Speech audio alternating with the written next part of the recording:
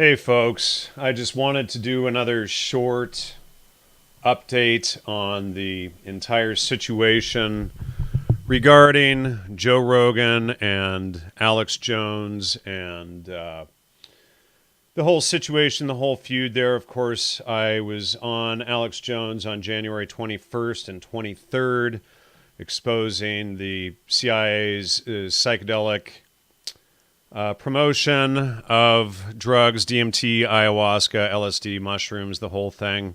I've seen a lot of interesting omissions.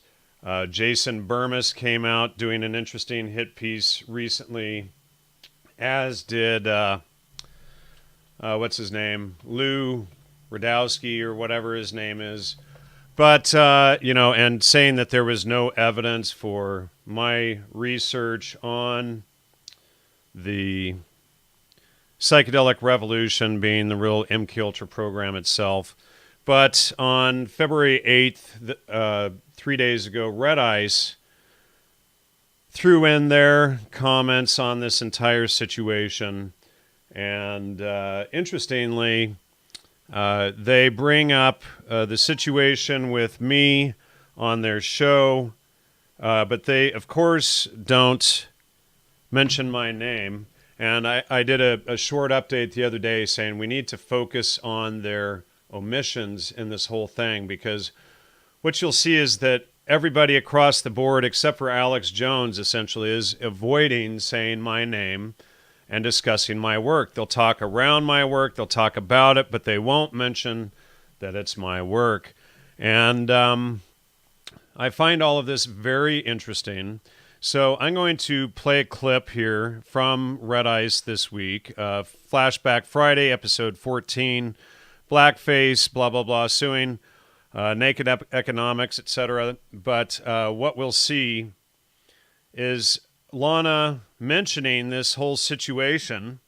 And I was on Red Ice back in August 2012, August 9, 2012, discussing Gordon Wasson and the secret history of magic mushrooms.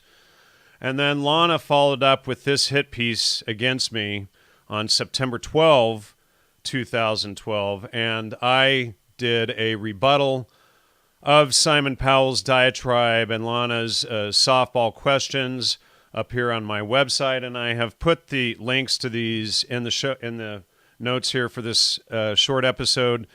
And I did a line-by-line breakdown of the whole thing here and just breaking down all of Simon Powell's diatribe. And then Simon Powell followed up shortly after that with a hit piece that he published on what was back then Daniel Pinchbeck's Reality Sandwich. They've since edited this and changed it all, but we can see here that Joe Rogan was a participant in this. Additional thanks to Joe Rogan, Tommy Decentralized, who's a troll who trolled me for years. Johnny Enoch, interestingly, did a hit piece video on me years ago and was able to edit the thumbs up or the thumbs down against my video to like 20,000 when it only had several thousand views. Obviously, access to YouTube behind the scenes, etc. But we can see Joe Rogan's name mentioned here. And so they cite my work in this stuff, in this hit piece on Red Ice without mentioning my work. So let's get into this clip here really quickly. All right. Let's talk about Alex Jones, Joe Rogan. Actually, it's a longer clip, so I don't know exactly when he goes, but he went into some kind of meltdown mode there, going after Joe Rogan. Yeah, Alex so Jones. tell us about Joe Rogan. Well, Joe Rogan is a twit, right? Is an asshole. Is just a total sellout. He's become like a mouthpiece for the globalists right now. He brings on these guests all the time now that just like repeat the same bullshit, and it kind of comes in the wake of this like Jordan Peterson kind of transformation of the movement of resistance against liberalism, which is defined or purposefully engineered to basically take people only to a certain stage, right? He's against identity politics. He's against basically white people basically speaking up on behalf of the fact that they are white and things like that. He derails that whole conversation. So Joe Rogan has kind of, I just feel he's like been kind of dragged along in that, you know. Yeah, he drugs and weed. That's like the most important thing. Yeah, it's just like DMT and weed and, you know. I have to tell people, years ago, one of my first shows I did was years ago. My guest touched on, you know, psychedelic mushrooms and stuff. And Joe Rogan had heard. To clarify that, that it was like a CIA fraud. Yeah. It was like an engineer in the 60s. Kind of Okay, so right here, she's obviously talking about my work. And again, it's this interview. I don't recall if I was on Lana's show. I may have actually been on Lana's show too, but searching Radio 314, I did not find it. That may actually be in my archives here, so I should probably find that. It seems I probably did go on her show as well. Let me see if I can find that here. But they're talking around my research and they're avoiding mentioning my name. So that's what I find very interesting about this whole thing. I do see my Red Ice interview and the George Keenan letter discussion here. I'm not sure if that's probably out of this same one here. But I'll have to go back through and see if I was on Lana's Radio 314 too. And back then I was on Red Ice maybe 5-6 times.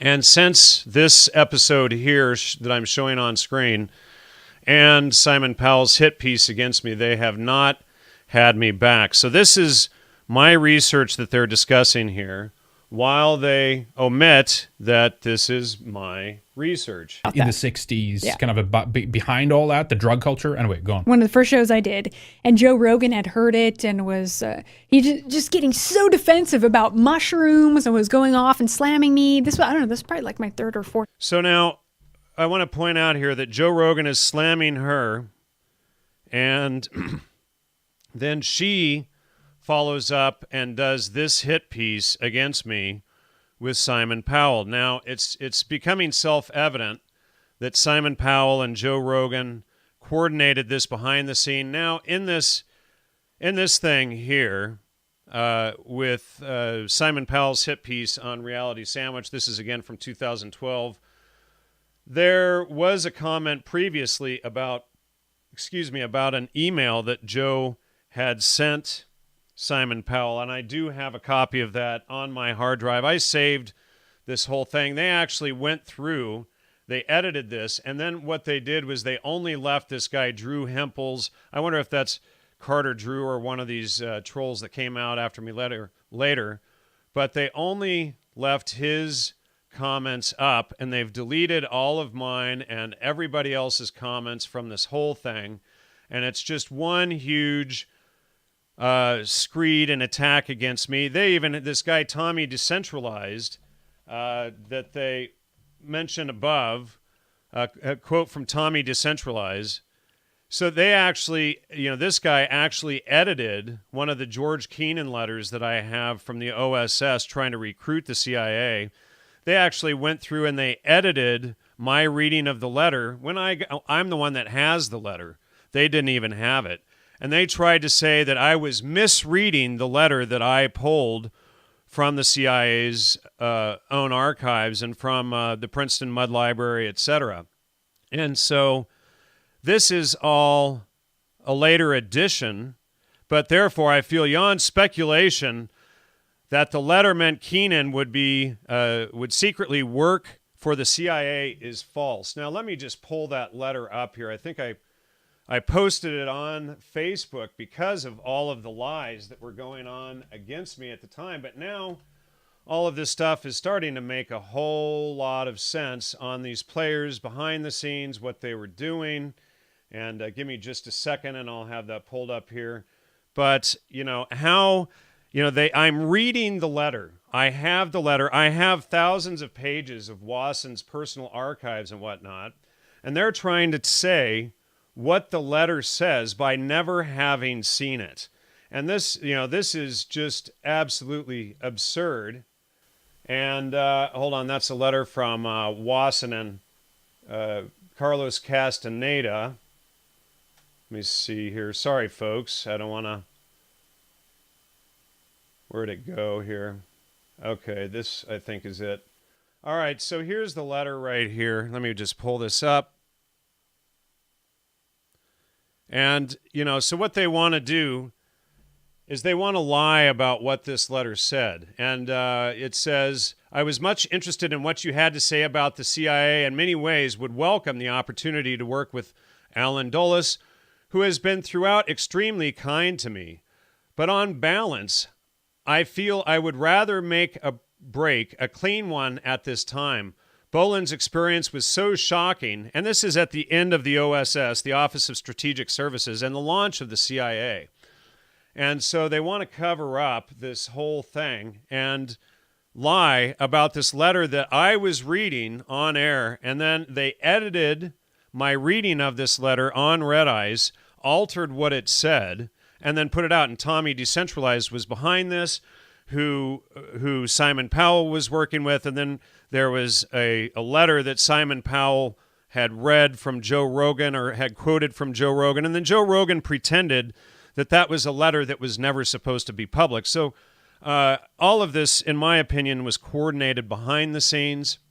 But let's see, and let's see, sorry, that was supposed to go the other direction and zoom in. But have strong desire to make themselves independent of government at the earliest possible moment. I feel that way myself. I reflect furthermore that if Mr. Dulles and the president were not able to use my contributions directly, they would not be much more apt to have use for them indirectly. Okay, so Dulles, the CIA, he's talking about being recruited. This is to Gordon Wasson, the so-called discoverer of magic mushrooms, and they're trying to spin what this letter says. So it's clear what it says. Everybody can read that there. But we see that Tommy Decentralized was involved in this cover-up here.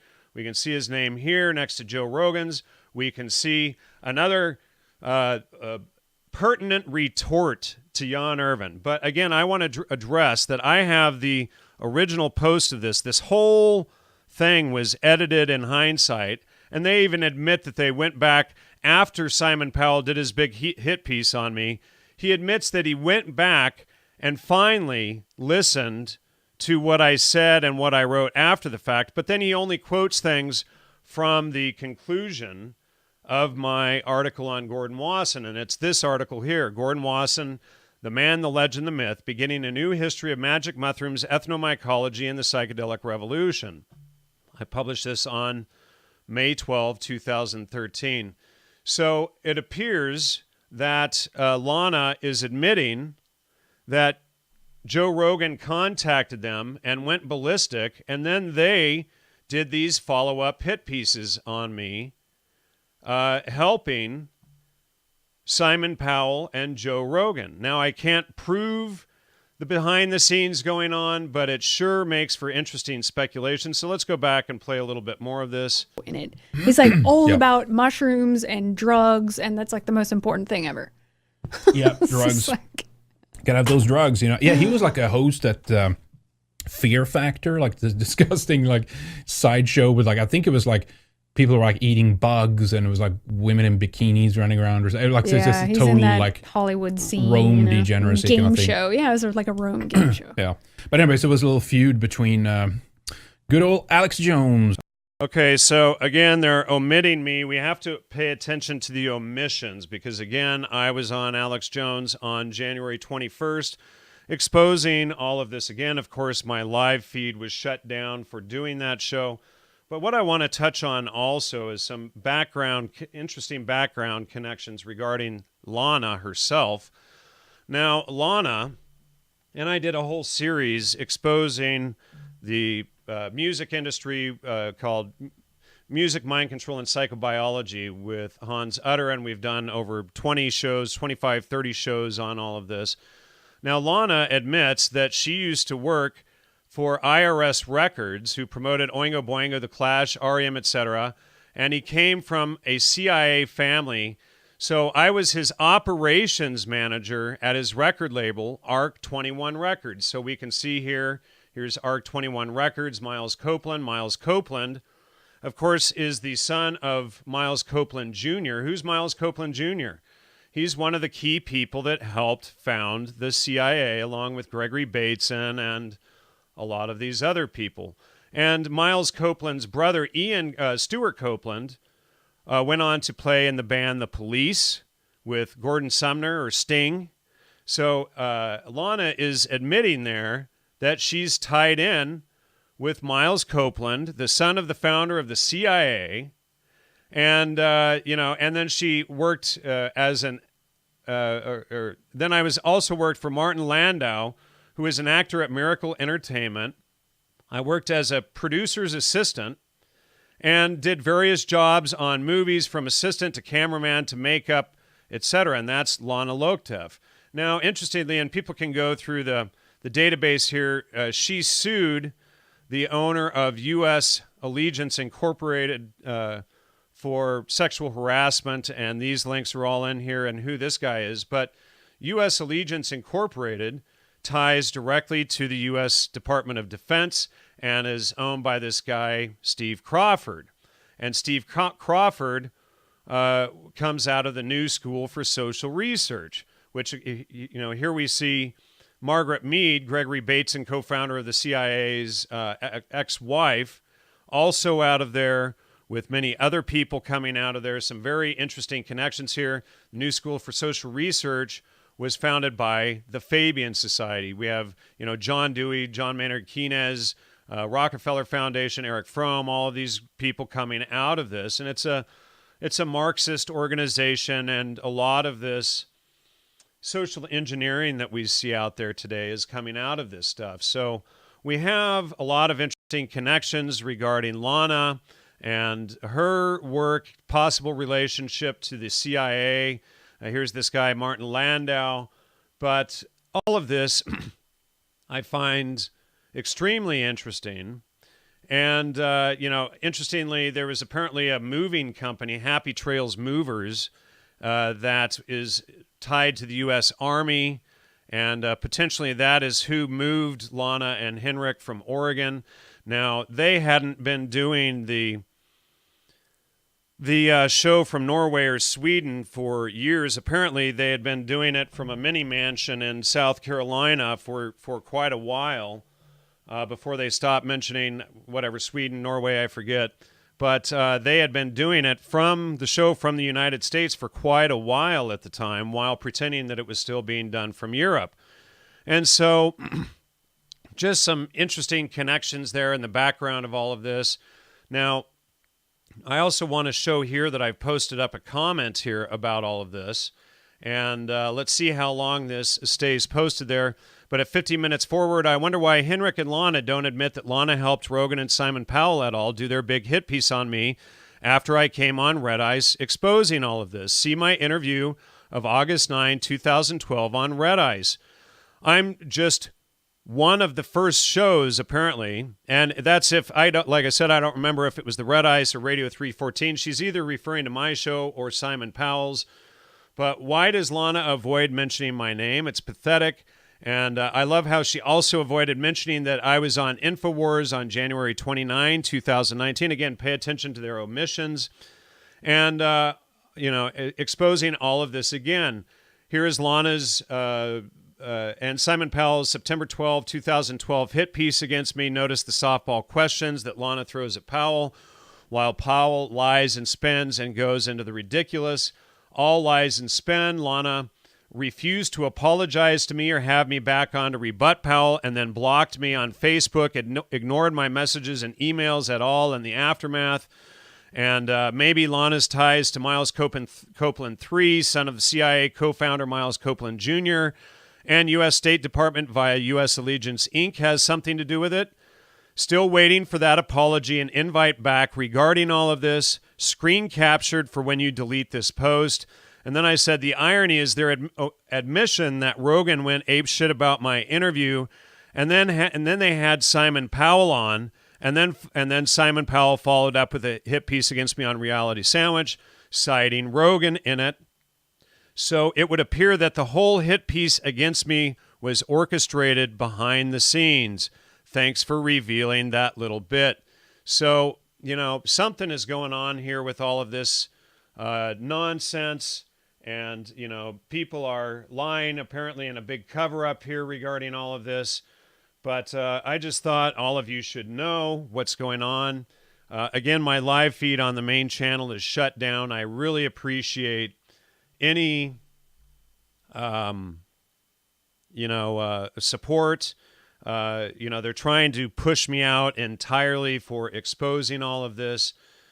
So again, please, support the show, support my work. Please go to the Logos Media website and donate. They really don't want this work that I've exposed getting out. You can go to the Logos Media website and just hit contribute up here, hit the donate button, support the work. You can donate by Bitcoin, whatever on there. I'm not being funded by Bitcoin or coin, whatever, any of these other things. I'm solely funded by you guys and what left of book sales I have from old books that I'm not even behind anymore. So please support the show. I appreciate all your help.